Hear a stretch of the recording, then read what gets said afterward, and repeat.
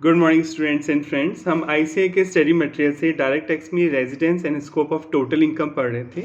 हमने इस चैप्टर को पेज नंबर 2.15 यानी 15 पेज नंबर तक पढ़ लिया था। अब उसको हम आगे कंटिन्यू करते हैं। आपने लास्ट क्लास में पैरा पढ़ लिया था कि इनकम जो होती है टैक्सेबल होती है इंडिया में किस बेस पे होती है। मैंने आपको कुछ एग्जांपल भी दिए थे, आप लास्ट वीडियो जाके देख सकते हैं। अब हम इसी को कंटिन्यू करते हैं आगे।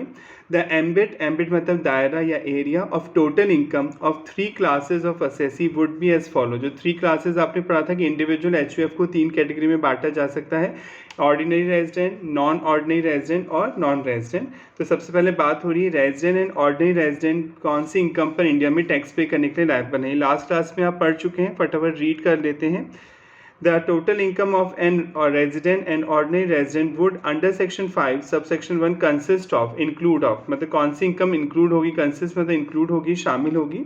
इनकम रिसीव या तो आपको रिसीव हुई हो और डीम टू बी रिसीव या माना जा रहा है वो आपको मिल चुकी है इन इंडिया में ड्यूरिंग द प्रीवियस ईयर में। अभी अब इनका मीनिंग पढ़ेंगे, कौन सी इनकम को रिसीव माना जाएगा, कौन सी इनकम को डीम टू बी रिसीव माना जाता है। इनकम रिसीव आप ऐसे लास्ट वीडियो में पढ़ चुके थे कि रिसिव जो वर्ड जहाँ पे भी आ रहा है उसका मतलब फर्स्ट रिसिट। किसी इनकम की पहली प्राप्ति अगर भारत में हो जाएगी आपको, तो आपको इंडिया में टैक्स देना होगा, भले आपने कहीं पे भी कमाई हो। रिसिट का मतलब यहाँ पे फर्स्ट रिसिट से है। जैसे सपोज आप चाइना में आपका कोई मकान है जो आपने लेट आउट कर रखा है और वहाँ के टीनेंट को आपने बोला कि भाई मुझे इंडिया में अकाउंट में ट्रांसफ़र कर देना पैसे, तो डायरेक्ट वो इनकम आपकी इंडिया में रिसीव हुई, राइट। तो फर्स्ट रिसिट इंडिया में हुई, तो भले आप नॉन रेजिडेंट होंगे तब भी आपको टैक्स देना होगा। अगर पहली प्राप्ति इंडिया में हो जाती है तो आपको टैक्स देना होता है। और वैसे भी ये ऑर्डिनरी रेजिडेंट की बात कर रहे हैं अभी तो हम, और ऑर्डिनरी रेजिडेंट पूरे वर्ल्ड की इनकम पर अपने ही देश में टैक्स देता है। इनकम विच एक्रू या तो वो एक्रू हुई है, अराइज हुई है और इज डीम टू एक्रू और अराइज हुई है in the during the previous year. Bharat में आपने वो इनकम कमाई है, भले मिली नहीं, एक्रू मतलब मिलेगी फ्यूचर में, आपने अर्न तो कर ली पर रिसीव नहीं हुई, पर वो कमा भारत से रहे तो टैक्स तो आपको देना होगा। इनकम विच एक्रू और अराइज आउटसाइड इंडिया, इंडिया से बाहर अराइज हुई है, even if it is not receive और brought into India during the previous year. भले आप इंडिया में उसे लेके नहीं आए हैं, भले वो इनकम अभी इंडिया में ट्रांसफ़र नहीं हुई है, रिसीव नहीं हुई है, पर आप ऑर्डिनरी रेजिडेंट हैं तो इंडिया के बाहर भी अगर आप कमाएंगे तो पूरे वर्ल्ड की इनकम पर आपको भारत में ही टैक्स देना होगा। इन सिंपल टर्म, साधारण भाषा में हम क्या बोल सकते हैं, एंड रेजिडेंट और एक जो resident and ordinary resident has to pay tax, उसे टैक्स देना होगा on the total income accrued जो कमाई गई है, और डीम टू एक्रू माना जा रहा है कि आपने कमाई है, रिसीव की है, और डीम टू भी रिसीव प्राप्त की है इन या तो इंडिया में या आउटसाइड इंडिया भारत के बाहर during the relevant previous year. यानी ऑर्डिनरी रेजिडेंट पूरे वर्ल्ड की इनकम पर भारत में ही टैक्स देगा। इससे कोई फ़र्क नहीं पड़ता कि वो इनकम आपने भारत में रिसीव की है या भारत से बाहर रिसीव की है। अब बात करेंगे resident but not ordinary resident की। वैसे दोनों में एक ही डिफरेंस है, ऑर्डिनरी और resident but not ordinary resident में एक जैसी बातें हैं, बस एक ही केस में नॉन ऑर्डिनरी रेजिडेंट बच जाएगा। अगर कमाया भी भारत से बाहर हो, मिला भी भारत से बाहर हो, तो आप बच जाएंगे, तो आप इंडिया में टैक्स नहीं देंगे, अदरवाइज आप इंडिया में टैक्स पे करेंगे। यानी एक ही इनकम पर आप बचेंगे अगर आपने कमाया भी इंडिया से बाहर हो और मिला भी इंडिया से बाहर हो, ठीक है, तब तो नहीं देगा ये टैक्स उस इनकम पे भारत में। बाकी सारी इनकम पे, वर्ल्ड की सारी इनकम पे इंडिया में टैक्स देना होगा। बस एक केस में बच जाएगा, कमाया भी इंडिया से बाहर था और मिला भी इंडिया से बाहर था, बस आप ये ध्यान रखिएगा। अभी हम बहुत से क्वेश्चंस भी करेंगे जिससे आपका कॉन्फिडेंस और बिल्डअप हो जाएगा। Under section 5 sub section 1 the total income of an resident but not ordinary resident would consist of. एक तो नॉट ऑर्डिनरी रेजिडेंट की टोटल इनकम में क्या क्या आएगा। इनकम रिसीव वर्ड जहाँ पे भी आ रहा है फर्स्ट रिसीव की बात कर रहा है। अगर किसी इनकम की पहली प्राप्ति भारत में हो जाती है तो भले आप इंडिया में कभी नहीं आए पर इंडिया में टैक्स देना पड़ जाएगा, क्योंकि पहली इनकम इंडिया में प्राप्त हुई। जैसे मान लीजिए मिस्टर एक्स, ये अमेरिका में ही रहते हैं, ठीक है, इन्होंने अपने एम्प्लॉयर से बोला, जो जॉब ये अमेरिका में ही करते हैं, अपने मालिक से बोला कि मेरे मम्मी पापा मुंबई में रहते हैं, तो आप ऐसा करना, इस बार की तनख्वाह मेरे अकाउंट में, यूएसए वाले अकाउंट में जमा मत कराना, आप सीधे मेरे मम्मी पापा, मैं आपको पापा का अकाउंट नंबर देता हूँ, मेरे पापा के अकाउंट जो कि मुंबई में है एसबीआई बैंक में, उसमें सैलरी ट्रांसफ़र कर देना, ठीक है।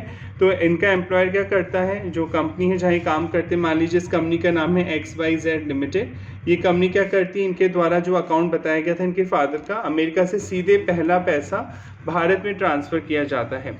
तो ये फर्स्ट रिसीट कहाँ हो रही है इस इनकम की? इंडिया में हो रही है। जो पहली प्राप्ति है ये इस इनकम की इंडिया में हो रही है। वैसे तो इंडिया में टैक्स नहीं लगना चाहिए था, क्योंकि ये तो अमेरिका में कमा रहे हैं, वहीं रहता है इनका बेटा, वहीं कमा रहा है तो वहीं देगा टैक्स। पर पहली प्राप्ति किसी इनकम की अगर भारत में हो जाती है तो इंडियन गवर्नमेंट आपसे टैक्स लेगी। तो भले ये नॉन रेजिडेंट है, एक्स इंडिया आए नहीं लास्ट ईयर, तो बेसिक कंडीशन जो आपने पढ़ी थी 182 डेज वाली पूरी नहीं कर पाएगा, क्योंकि इनकम तो इसकी है ना, तो ये तो नॉन रेजिडेंट हो जाएगा। फिर भी इसे टैक्स के लिए लायबल किया जाएगा, क्योंकि पहली प्राप्ति कहाँ हुई है? भारत में रिसीव हुई है। अगर किसी इनकम की पहली प्राप्ति इंडिया में हो जाती है तो आपको उस इनकम पे इंडिया में टैक्स देना होता है, क्योंकि जनरली ऐसा होता ही नहीं, 99% तो ऐसा होगा ही नहीं, क्योंकि कोई भी कंट्री बिना टैक्स दिए अपना पैसा बाहर जाने नहीं देगी, क्योंकि अमेरिकन गवर्नमेंट को नुकसान है, बिना टैक्स दिए पैसा एक देश से दूसरे देश ट्रांसफ़र हो रहा है। पर मान लेते हैं ऐसा हो रहा है, तो पहली प्राप्ति इंडिया में हो रही है तो इधर टैक्स चार्ज किया जाएगा। क्लियर? यहाँ तक तो समझ में आ गया होगा। पहली प्राप्ति किसी इनकम की इंडिया में अगर होती है तो चाहे आप नॉन रेजिडेंट हो चाहे नॉन ऑर्डिनरी रेजिडेंट हो, आपको टैक्स देना होगा। ऑर्डिनरी को तो पूरे वर्ल्ड की इनकम पे इंडिया में ही देना होता है, इसकी तो बात ही खत्म हो गई। बात हो रही है नॉन रेजिडेंट की और नॉन ऑर्डिनरी रेजिडेंट की। अगर पहली प्राप्ति किसी इनकम की भारत में हो जाती है तो आपको टैक्स देना होगा। हाँ, अगर ये ऐसा करता मिस्टर एक्स, पहले अमेरिका में रिसीव करता अपनी सैलरी, जो कि ऐसा ही होता है 99.99% अमेरिकन अकाउंट में आती है सैलरी, फिर अपने पेरेंट्स के लिए पैसे हेल्प करने के लिए भेजते ही हैं लोग इंडिया में बाहर से पैसा अपने पेरेंट्स के लिए, अपने एल्डर्स की हेल्प के लिए या इन्वेस्टमेंट पर्पज से।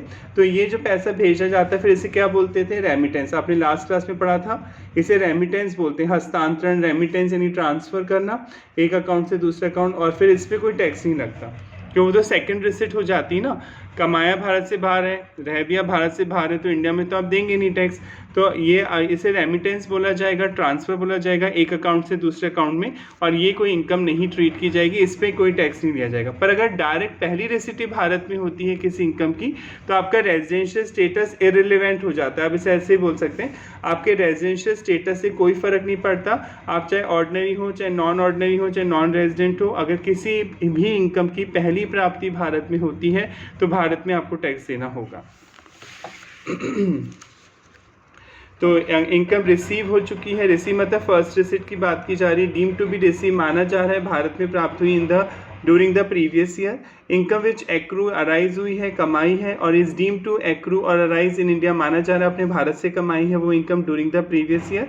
इनकम डेराइव मतलब कमाई है, रिसीव हुई है from a business controlled India. Control कहाँ से हो रहा है? भारत से। प्रोफेशन सेटअप इन इंडिया, यानी कोई बिजनेस है जिसका कंट्रोल मैनेजमेंट, ठीक है, सेट इंडिया से कंट्रोल हो रहा है वो पूरा business, even though it accrue arise outside India, भले वो इनकम इंडिया से बाहर मिली हो। यानी अगर किसी बिजनेस का कंट्रोल मैनेजमेंट भारत में है और भले वो इनकम इंडिया से बाहर मिली है, फिर भी आपको इंडिया में टैक्स देना होगा, क्योंकि कंट्रोल कहाँ से हो रहा है? पूरे बिजनेस प्रोफेशन का इंडिया से हो रहा है वो आपका कंट्रोल एंड मैनेजमेंट, ठीक है।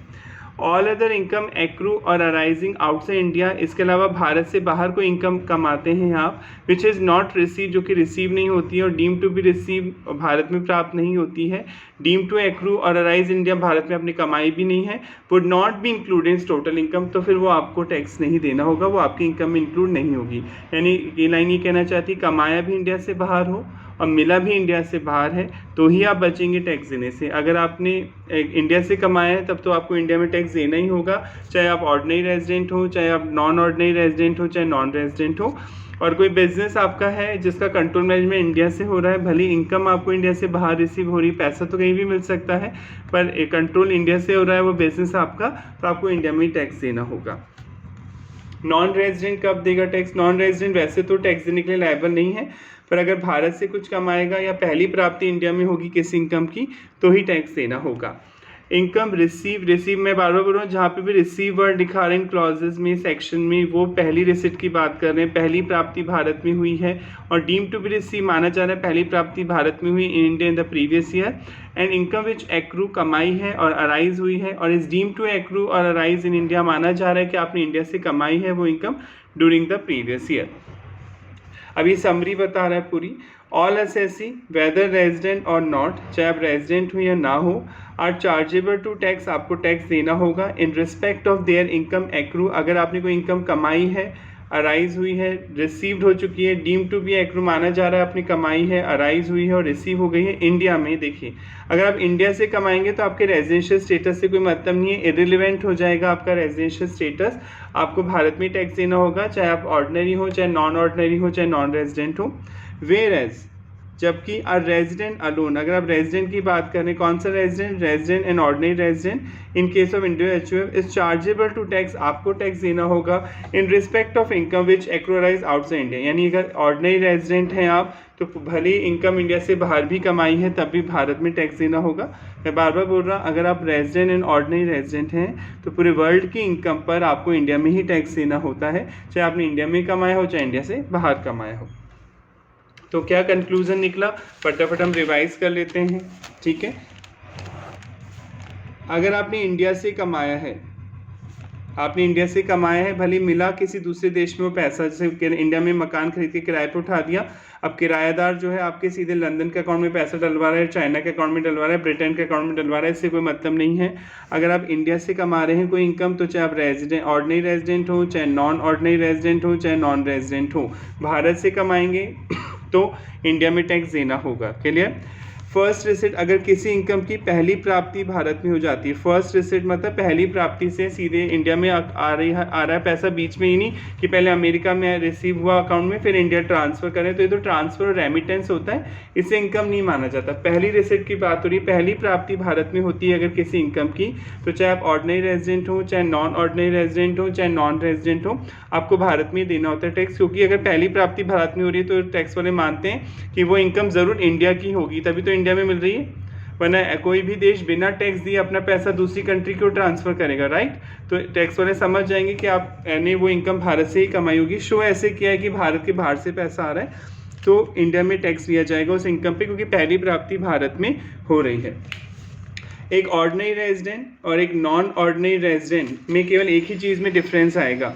ऑर्डिनरी रेजिडेंट पूरे वर्ल्ड की इनकम पे इंडिया में देगा टैक्स, नॉन ऑर्डिनरी रेजिडेंट एक ही केस में बचेगा जब कमाया भी इंडिया से बाहर हो और मिला भी इंडिया से बाहर हो, तभी ये बच जाएगा।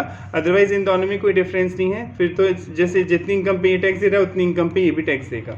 नॉन ऑर्डिनरी रेजिडेंट उसी केस में बचेगा जब कमाया भी इसने इंडिया से बाहर है और मिला भी इंडिया से बाहर है, ठीक है। अगर कोई बिजनेस है आपका, वो कंट्रोल इंडिया से हो रहा है, भले इनकम बाहर मिल रही है तो मतलब नहीं है, कोई कंट्रोल तो इंडिया में ही है, तो माना जाए कमा भारत से रहे तब तो ये उसी इनकम पे भारत में भी टैक्स देगा। पर अगर कोई इनकम आप इंडिया से बाहर कमाते हैं और मिलती भी भारत के बाहर है आपको, और आप नॉन ऑर्डिनरी रेजिडेंट हैं, तो आप भारत में टैक्स नहीं देंगे। नॉन रेजिडेंट एक ही केस में भारत में टैक्स देगा, या तो पहली रिसिट हो जाए किसी इनकम की इंडिया में, या उसने इंडिया से कमाया हो, अदरवाइज वो इंडिया में टैक्स पे करने के लिए लायबल नहीं होगा। नॉन रेजिडेंट इंडिया में तभी टैक्स देगा जब कोई इनकम फर्स्ट रिसिट इंडिया में होगी या वो इंडिया से कुछ कमाएगा। अगर ये ऐसी कंडीशन नहीं है तो नॉन रेजिडेंट इंडिया में टैक्स पे नहीं करेगा। अब हम आगे बढ़ते हैं। आपने पढ़ा था एक क्रू मेंबर अगर शिप पे काम करते हैं, आपको बेसिक कंडीशन बताई थी, अगर कोई क्रू मेंबर है जो शिप पे काम करता है, क्रू मेंबर एयरलाइंस में बोले जाते हैं पर एरोप्लेन्स की बात नहीं हो रही है, जो शिप पे काम करते हैं उन्हीं के लिए पॉइंट आया था। अगर आप क्रू मेंबर हैं तो अगर आप बेसिक कंडीशन ही पूरी नहीं करेंगे जो आपने पढ़ी थी, दो बेसिक कंडीशन इंडिविजुअल की, कि प्रीवियस ईयर में कम से कम 182 डेज और मोर आप भारत में रहे हो, और दूसरी बेसिक कंडीशन क्या थी, 60 दिन कम से कम प्रीवियस ईयर में 60 डेज और उससे पहले के 4 सालों में कुल मिलाकर 365 दिन या उससे ज़्यादा भारत में रहे हों।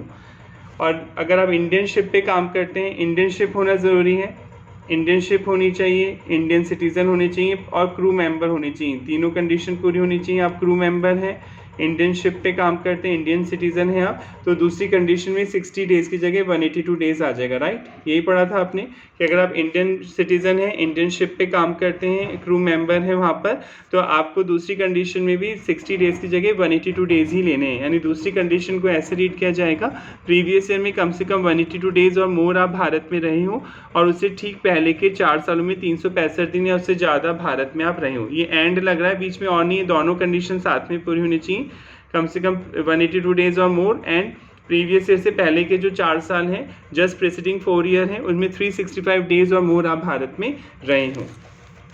मान लीजिए मिस्टर ए है, ध्यान से समझना इस एग्जाम्पल को, मिस्टर ए है, ये क्रू मेंबर इंडियन सिटीज़न है और ये इंडियन शिप पे काम करते हैं, ठीक है। अब जो इंडियन शिप में ये मुंबई से बैठे और इनके जहाज़ रवाना हुआ अमेरिका, यूएसए जाएगा, यूएसए से जापान जाएगा, जापान से रशिया जाएगा, रशिया से फिर यूएसए आएगा और फिर इंडिया आएगा। तो लगभग ये 300 दिन इंडिया से बाहर ही रहे। प्रीवियस ईयर जो आपका 23-24 है, 1 अप्रैल 23 से शुरू होगा आपका प्रीवियस ईयर, 31 मार्च 24 को एंड होगा। 300 दिन ये इंडिया से बाहर रहे, तो ये बेसिक कंडीशन पूरी कर ही नहीं पाएंगे, राइट। ये 182 डेज़ वाली जो पहली बेसिक है वो भी नहीं कर पाएंगे, और दूसरी बेसिक भी 182 डेज़ और उससे पहले के 4 साल, ये दोनों साथ में पूरी होनी चाहिए, ये भी नहीं कर पाएंगे। 182 डेज़ तो रहे नहीं ना इंडिया में, 300 दिन तो इंडिया से बाहर ही रहे, तो ये नॉन रेजिडेंट हो गए, राइट। ये नॉन रेजिडेंट है, पर ये काम तो इंडियन शिपिंग कंपनी के लिए करते हैं, इंडिया के लिए काम करते हैं। इनका मुंबई में बैंक अकाउंट है एसबीआई में, तो इनकी जो सैलरी आती है, क्योंकि इंडियन शिप है, उसका कॉर्पोरेट ऑफिस जो है उस कंपनी का, शिपिंग कंपनी का जो ऑफिस है वो मुंबई में है, और इनका एसबीआई अकाउंट भी मुंबई में है। तो वो क्या करती है, इनकी सैलरी उनके अकाउंट में क्रेडिट कर देती है, राइट। सपोज इनकी सैलरी 3 लाख है पर मंथ, तो इन्हें 3 लाख रुपये हर महीने मिलते हैं। मुंबई में ही बैंक अकाउंट है, उसमें क्रेडिट हो जाती है सैलरी। पहली प्राप्ति इंडिया में ही हो रही है, राइट। फर्स्ट रिसीट तो इंडिया में ही आप रिसीव कर रहे हैं यहाँ पर अभी आपने क्या पढ़ा था कि कोई नॉन रेजिडेंट है, ठीक है, अगर वो इंडिया से कमाता है तो इंडिया में टैक्स देगा, पर इंडिया से अगर नहीं कमाता है तो इंडिया में टैक्स नहीं देगा, राइट। और ये नॉन रेजिडेंट हैं, ये इंडियन शिप पे काम कर रहे हैं, पर हैं तो नॉन रेजिडेंट। 182 डे वाली कंडीशन पूरी नहीं होगी, और इनके अकाउंट में पैसा आ रहा है इंडियन बैंक अकाउंट में, तो फर्स्ट रिसीट तो इंडिया में ही हो रही है। आपने सर अभी पढ़ाया था कि किसी इनकम की फर्स्ट रिसीट भारत में हो जाती है तो भारत में टैक्स लगेगा, तो इनको टैक्स देना पड़ेगा भारत में। वैसे ही कोई कंडीशन तो पूरी कर ही नहीं रहे, तो नॉन रेजिडेंट हो गए, ठीक है। और भारत के बाहर काम कर रहे हैं, उसके लिए पैसा मिल रहा है इन्हें इंडिया में, ठीक है, क्योंकि इनका इंडिया में बैंक अकाउंट है, तो इंडिया में टैक्स देना होगा।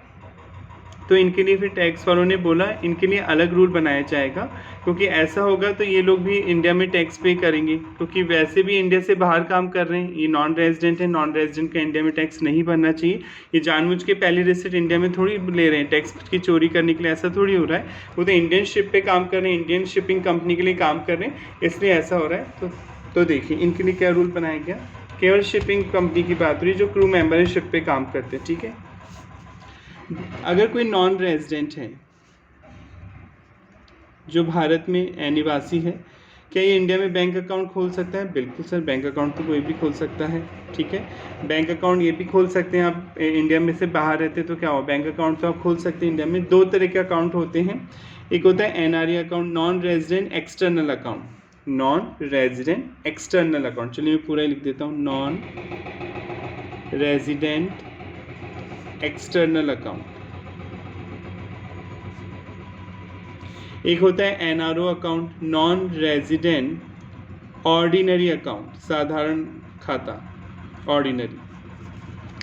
एक नॉन रेजिडेंट इंडिया में 2 तरह के अकाउंट खोल सकता है किसी भी बैंक में, एक तो नॉन रेजिडेंट एक्सटर्नल अकाउंट, ठीक है, और एक नॉन रेजिडेंट ऑर्डिनरी अकाउंट। अब सर इन दोनों में फ़र्क क्या है?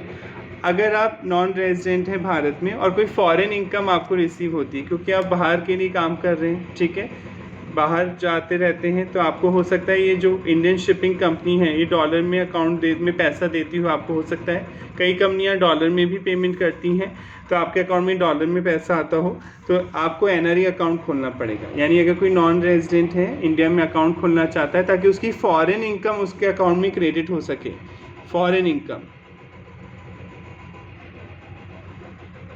ठीक है, तो उसे एनआरई अकाउंट खोलना होगा, नॉन रेजिडेंट एक्सटर्नल अकाउंट खोलना होगा, और ये इनकम भारत में टैक्सेबल नहीं है उसके लिए।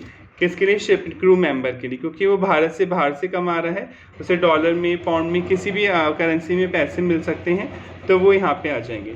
और अगर उसे इंडिया से कोई इनकम रिसीव हो रही है, जैसे इंडिया में कोई मकान किराए पे दे रखा है, इंडिया में कोई छोटा मोटा बिजनेस चल रहा है उसका, तो वो एनआरओ अकाउंट ओपन करेगा।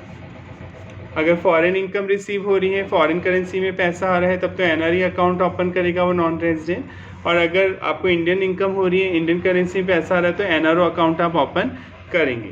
इसको हम पहले एक बार दोबारा समझ लेते हैं, इस पॉइंट को आपके मॉड्यूल में क्या बोला गया, टैक्स वालों ने क्या बोला, देखिए क्लैरिफिकेशन दिया regarding liability to income tax in India of a non resident seafarer बताया था, सी पे काम करते हैं shipping crew member, receiving remuneration, उन्हें रेमुनरेशन मिल रहा है, रेमुनरेशन में सैलरी कमीशन बोनस सब आ गया। इन एनआरई अकाउंट, देखिए non resident external account maintain with an Indian bank, आपने इंडियन बैंक में खोला है एक अकाउंट, क्या बोला टैक्स उन्होंने, income by way of salary मिलती है receive by non resident seafarer for service render, क्योंकि आप सर्विस दे रहे हैं इंडिया के बाहर outside India on a foreign going ship with Indian flag और फॉरेन फ्लैग, हो सकता है उस शिप पे इंडियन फ्लैग भी हो सकता है और फॉरेन फ्लैग भी हो सकता है, पर वो फॉरेन गोइंग शिप है। बताया था फॉरेन गोइंग शिप का मतलब क्या होता है, जो शिप इंडियन पोर्ट से किसी फॉरेन पोर्ट पे जाएगी, अब वो इंडियन शिप भी हो सकती है और कोई फॉरेन शिप भी हो सकती है। फॉरेन गोइंग शिप का मतलब केवल इतना सा होता है कि कोई शिप किसी इंडियन पोर्ट को भी टच करेगी और फॉरेन के पोर्ट को भी टच करेगी, यानी मुंबई से लंदन जा रही है कोई शिप टाटा कंपनी की सपोज, तो ये इंडियन फ्लैग वाली शिप है, ठीक है, तो फिर भी इसे फॉरेन गोइंग शिप बोला जाएगा क्योंकि जा तो फॉरेन ही रही है ये। And receive into NRE account, और आपका जो सैलरी आती है वो एनआरई अकाउंट में आती है, maintain with Indian bank, shall not be include in total income, इस पे आपको भारत में टैक्स नहीं देना होगा क्योंकि आपने इंडिया से बाहर ही बिता रहे हैं टाइम, आप नॉन रेजिडेंट हैं। एनआरई अकाउंट वही खोलेगा जो नॉन रेजिडेंट होगा ऑब्वियसली, तो आपके अकाउंट में अगर पैसा सैलरी क्रेडिट होती है तो आपको भारत में नहीं देना होगा, साफ साफ लिखा है वो income shall not be included total income, वो इनकम आपकी इनकम में इंक्लूड नहीं की जाएगी। अब फ़र्क क्या होता है एनआरओ एनआरई अकाउंट में, दोबारा समझ लेते हैं। NRE account non resident external account, NRO account non resident ordinary account. It is an account of an NRI to transfer foreign earning to India, अगर किसी को अपनी फॉरेन इनकम इंडियन बैंक में ट्रांसफ़र करनी है तो एनआरई अकाउंट खोलना होता है, जबकि NRO account it is an account of NRI to manage the income in India, ये एनआरआई खोलते हैं, नॉन रेजिडेंट इंडियन खोलते हैं जो इंडिया से इनकम कमा रहे हैं, तो अपनी इंडियन इनकम को मैनेज करने के लिए वो एनआरओ अकाउंट खोलते हैं। इंटरेस्ट अर्न टैक्स फ्री होता है, अगर आप एनआरई अकाउंट खोलते हैं क्योंकि आपकी फॉरेन इनकम इंडिया में आ रही है तो टैक्स फ्री है, क्योंकि इंडियन गवर्नमेंट चाहती है फॉरेन इनकम इंडिया में आए, हर कंट्री चाहती है कि foreign income dollar pond India में आए ताकि हमें जो अपना पेमेंट करना है, क्योंकि इंडिया डेवलपिंग कंट्री है, हमें काफ़ी सारी चीज़ें इंपोर्ट करनी होती हैं तो पेमेंट तो डॉलर पॉन्ड में करना होता है, तो हम चाहते हैं कि इंडिया में आना चाहिए फॉरेन का पैसा, तो इसमें हमने इंटरेस्ट भी माफ़ कर रखा है। आपको एनआरई अकाउंट में जो ब्याज मिलता है, इंटरेस्ट मिलता है बैंक से, वो एग्जेम्प्ट होता है, जबकि एनआरओ अकाउंट में जो ब्याज मिलता है वो टैक्सेबल होता है क्योंकि ये इंडियन इनकम आप इसमें डिपॉजिट करवा रहे हैं।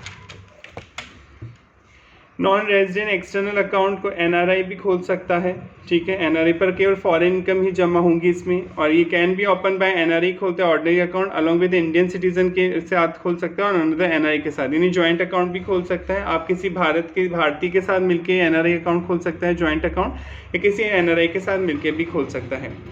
Can deposit foreign currency and withdraw in Indian currency, आप इसमें जमा तो फॉरेन करेंसी में कराएंगे पैसा, पर आप विड्रॉ करेंगे इंडियन करेंसी में, पैसा आप भारत की करेंसी में विड्रॉ कर सकते हैं।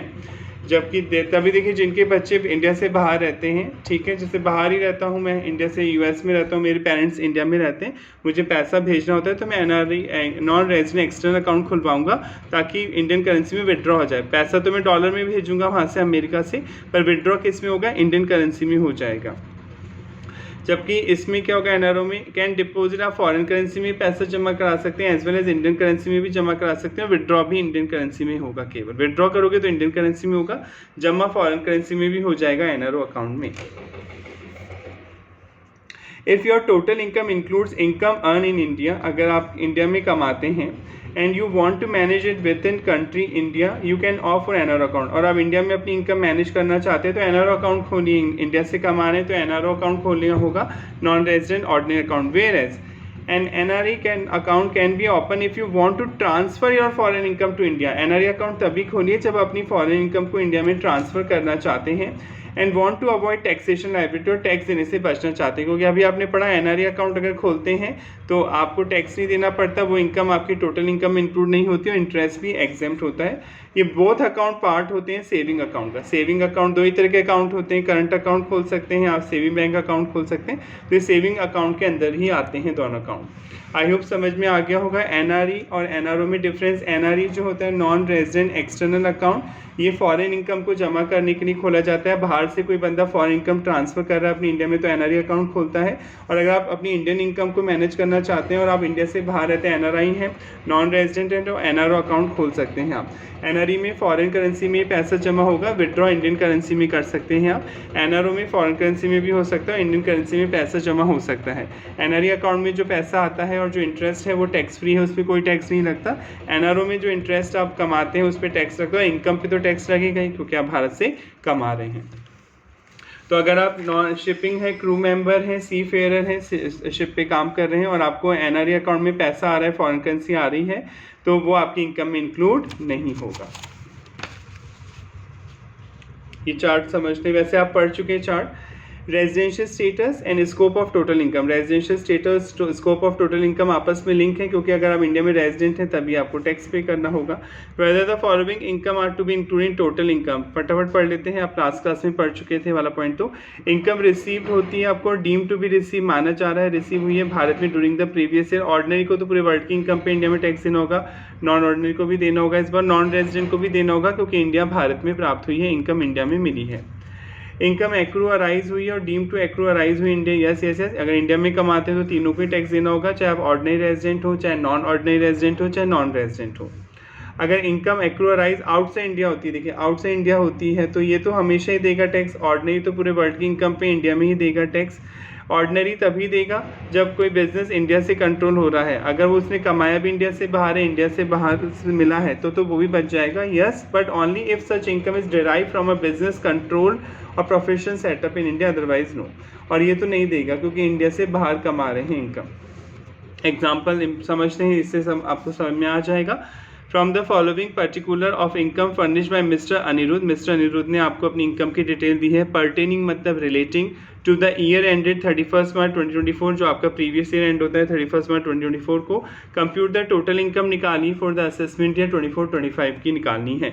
इफ़ ही एक बार मानना है वो रेजिडेंट एंड ऑर्डिनरी रेजिडेंट हैं, तो अगर रेजिडेंट एंड ऑर्डिनरी रेजिडेंट हैं तो पूरे वर्ल्ड की इनकम पे इंडिया में ही देना होगा टैक्स। एक बार अज्यूम करना है रेजिडेंट है बट नॉट ऑर्डिनरी रेजिडेंट है, वैसे इन दोनों में कोई फ़र्क नहीं होता, एक ही केस में बच जाता है नॉन ऑर्डिनरी रेजिडेंट, जब कमाया भी इंडिया से बाहर हो और मिला भी इंडिया से बाहर हो तो बच जाएगा, अदरवाइज़ ये दोनों एक ही बात है। और नॉन रेजिडेंट मानते हुए देना है, नॉन रेजिडेंट तभी देगा इंडिया में टैक्स जब इंडिया से कुछ कमाएगा। यानी एक ही क्वेश्चन को 3 बार करना है, एक बार आपको मिस्टर अनिरुद्ध को ऑर्डिनरी रेजिडेंट मानना है, एक बार नॉन ऑर्डिनरी रेजिडेंट मानना है और एक बार नॉन रेजिडेंट मानना है। ठीक है, पढ़ते हैं। शॉर्ट टर्म कैपिटल गेन हुआ, कैपिटल गेन मतलब असेट को बेचने पे हुआ। अभी शॉर्ट टर्म लॉन्ग टर्म क्या होता है हम आगे डिस्कस करेंगे, अभी तो आप समझने कैपिटल गेन हुआ, कोई फिक्स असेट आपने बेची, कोई शेयर डिवेंचर बॉन्ड बेचते हैं, इन्वेस्टमेंट बेचे वो, तो कैपिटल गेन जैसे अकाउंट में कैपिटल प्रॉफिट बोलते हैं टैक्स वाले, उसे कैपिटल गेन बोलते हैं। ऑन सेल ऑफ शेयर बेचे आपने इंडियन कंपनी, देखिए किस कंपनी के बेच रहे हैं आप, इंडियन कंपनी इंपॉर्टेंट है, तो कमा कहाँ से रहे, इंडिया से, आप इंडियन कंपनी के शेयर बेच रहे हैं ना। पैसा कहाँ रिसीव हो रहा है, जर्मनी में, इससे क्या मतलब जर्मनी में रिसीव हो, आकाश में रिसीव हो, पाताल में रिसीव हो, व्हाटएवर कहीं भी रिसीव हो, उससे मतलब नहीं है। अगर आप इंडिया से कमाते हैं तो टैक्स तो भारत में लगेगा, चाहे आप ऑर्डिनरी रेजिडेंट हो, चाहे नॉन ऑर्डिनरी रेजिडेंट हो, चाहे नॉन रेजिडेंट हो, तीनों केसेस में ये पैसा टैक्सेबल होगा।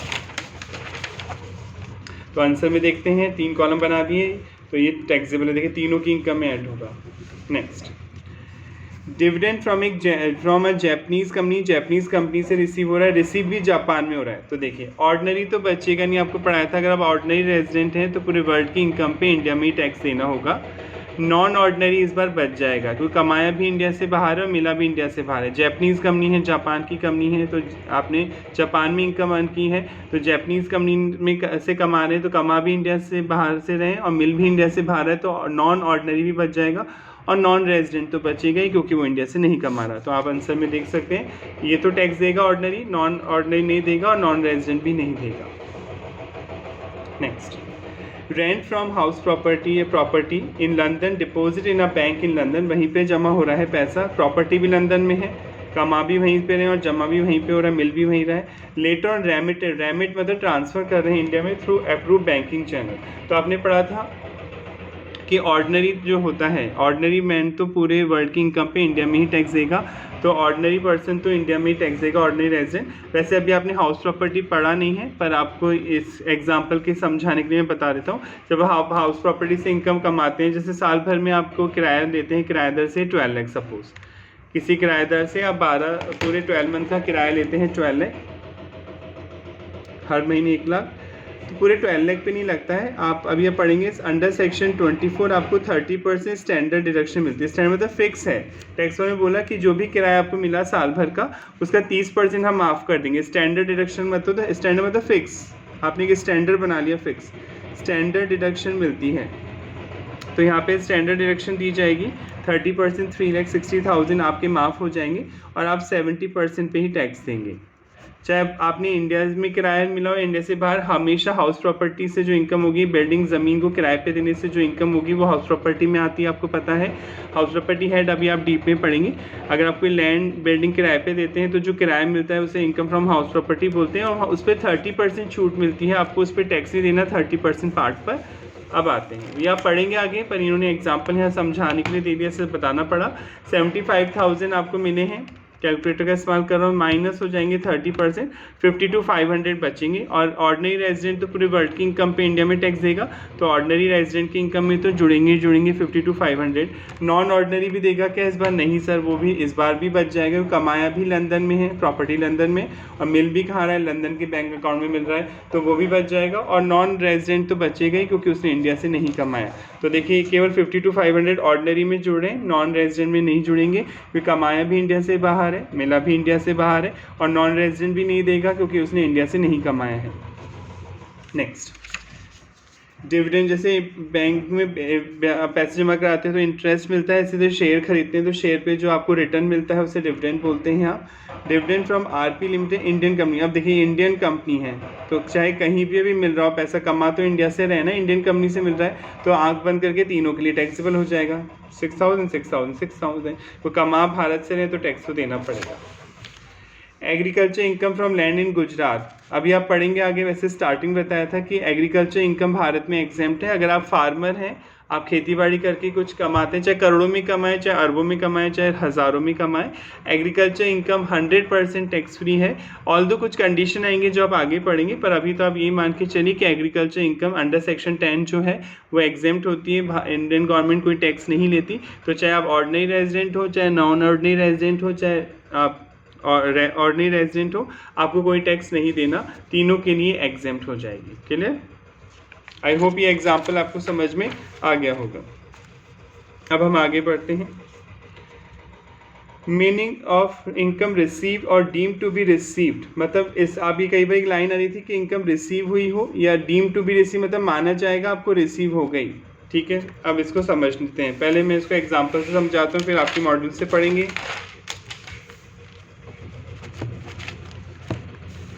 आपने कई बार सुना होगा, कई लोग मार्केट में एक वर्ड पूछते हैं, तो इन हैंड सैलरी क्या है? इन हैंड सैलरी, हाथ में कितने पैसे आते हैं? क्योंकि ग्रॉस सैलरी तो ज़्यादा ही होती है, ग्रॉस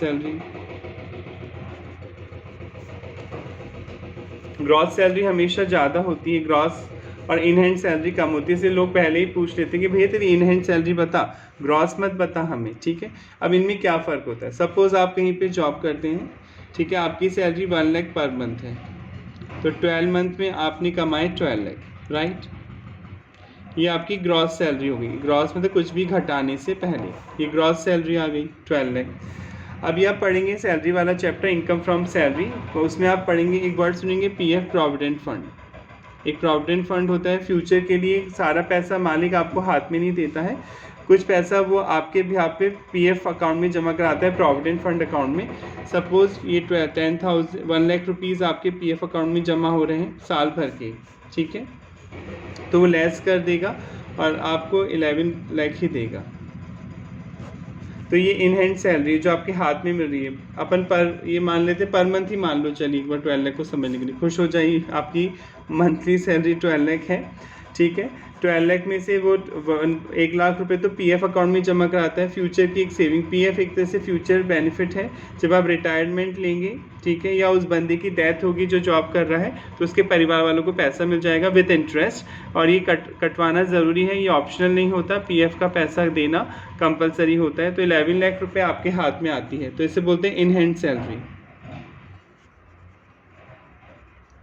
और जितना आपकी सैलरी से कटता है पैसा उतना एम्प्लॉयर भी जमा कराता है। जनरली इंडिया में रूल है, जितना वो आपकी सैलरी से काटेगा उतना पैसा एम्प्लॉयर भी अपने पास से देगा। तो 1 लाख रुपए एम्प्लॉयर भी जमा करा रहा होगा इस पीएफ अकाउंट में। 1 लाख तो आपके जमा हो रहे होंगे प्लस 1 लाख एम्प्लॉयर दे रहा होगा, टोटल 2 लाख रुपए पीएफ अकाउंट में जमा हो रहे होंगे। और हर महीने हर साल आपको इस पर इंटरेस्ट भी मिलता रहेगा। पीएफ अकाउंट भविष्य के लिए एक सेविंग है जो आपको जमा जो कटवानी ही पड़ती है तब, और आप जितना जमा कराएंगे उसका मिलता जुलता उससे उतना ही सेम अमाउंट आपका एम्प्लॉयर भी जमा कराएगा आपके नाम से उस अकाउंट में, यानी उस अकाउंट में हर महीने 2 लाख रुपए जमा हो रहे होंगे।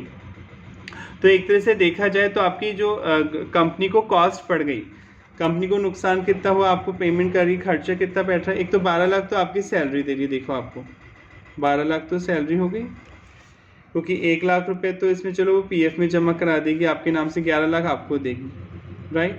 और 1 लाख रुपए खुद आपका एम्प्लॉयर अपने पास से पीएफ अकाउंट में जमा करा रहा है। तो कंपनी को तो आपकी जो सैलरी हो गई पर मंथ की एज पर कंपनी के अकॉर्डिंग 13 लाख हो गई, राइट।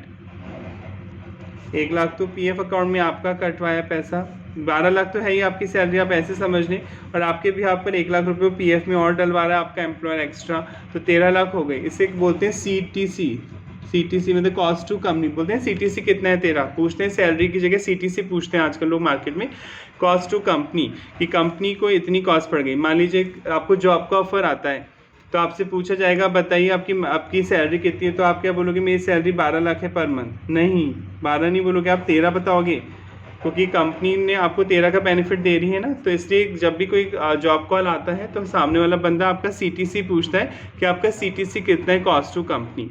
इसको हम और अच्छी तरह समझते हैं एग्जाम्पल से, डर ही नहीं, पूरे कॉन्सेप्ट क्लियर करिए तभी आगे बढ़िए, चाहे थोड़ा धीरे पढ़े। कॉन्सेप्ट नहीं क्लियर होंगे तो आपको आगे दिक्कत बहुत आएगी।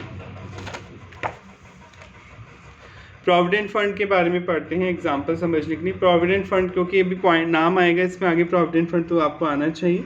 प्रोविडेंट फंड का पर्पस क्या है, भविष्य निधि, निधि मतलब सेविंग।